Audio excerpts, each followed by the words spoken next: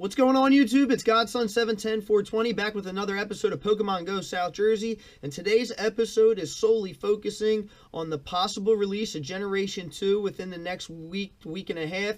Could be as early as 2 days from now if it's going to be on the rumor date that's been going around on the internet. But either way, this video is focusing on prepping for that event and Generation 2's drop. We're going to be going out, we're going to be catching some Pokemon that get evolutions added to their lines in Generation 2 to make sure we're prepped up with candies. Went out to hit a few Pokestops earlier today to make sure I was loaded up on items. But first thing we're going to talk about is the new tracking system. Now, the new tracking system actually is the one that they've been developing for quite a while out in the San Francisco area. It was slowly released to the West Coast and was finally unleashed pretty much to everyone last Tuesday. And there has been a lot of mixed feelings about the tracker. When it first came out, it really did a lot of damage to the ability to play in rural areas, but that has since been amended. It still can be a little difficult if there's one or two Pokestops that are about 500 meters away, but for the most part, everything is functional again. Right now, basically the tracker can work three ways. Either number one, you're in a rural area like the area that I'm in, and you get to see your old sightings list like you did before. When the new patch was released last Tuesday, all I could see in my neighborhood was one Pokemon. Had no idea what was around me, and that caused a major problem for me as I wasn't able to farm back in this residential area that has an absolute ton of Pokemon spawns, a lot of different random spawns, some rare ones, but it really hampered my ability to play back here and really forced everybody to play in areas where there are lots of Pokestops like cities or parks, and unfortunately that doesn't always work for everyone. The second way it works is when you are in a city or a park area, you get a nice list of all the stops that are nearby and what Pokemon are by them. And actually, if you click on one of them, it'll actually show you where the Pokestop is and about where your Pokemon is.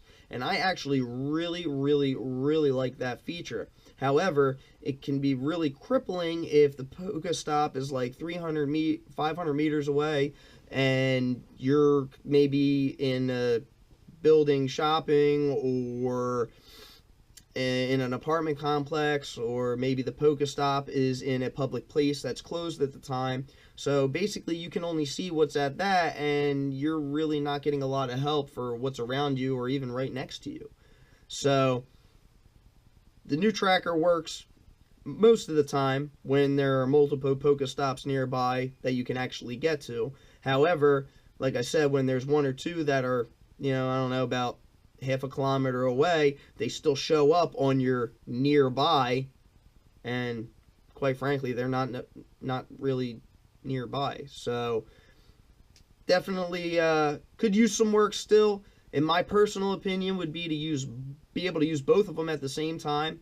You should have a tab at the top of your radar, just like you do for your Pokemon and your eggs, to switch between sightings and nearby. In my personal opinion, sightings should be referencing the Pokestops, and nearby should be referencing what's in the grass, because technically referencing what's in the grass, and technically the Pokestop may not be so nearby.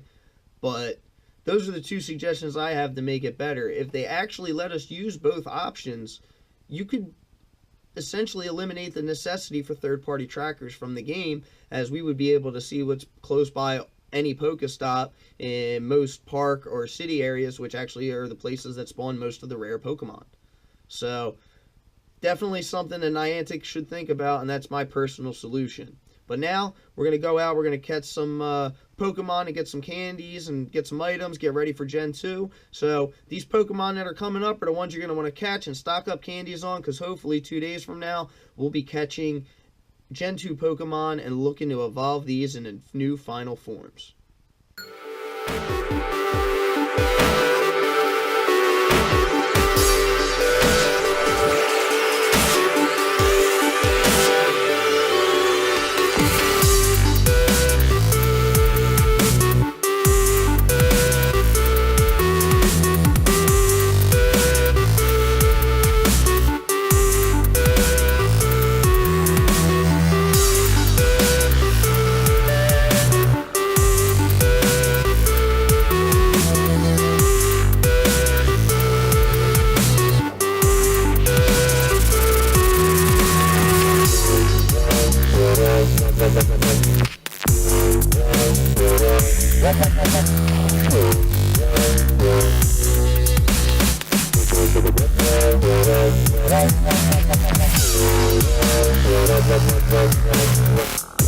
Alright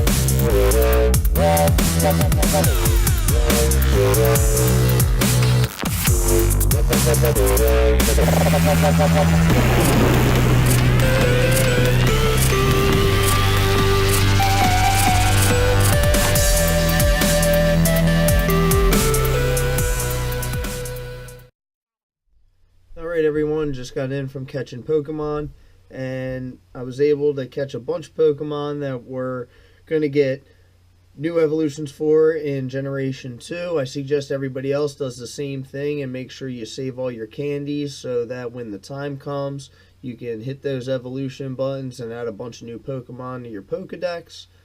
If you're not sure which Pokemon you should be looking for, you should take a look at my Generation 2 primer. It goes through every single Pokemon and species that will have either an alternate evolution, a new evolution, a baby form. So you'll want to check that out.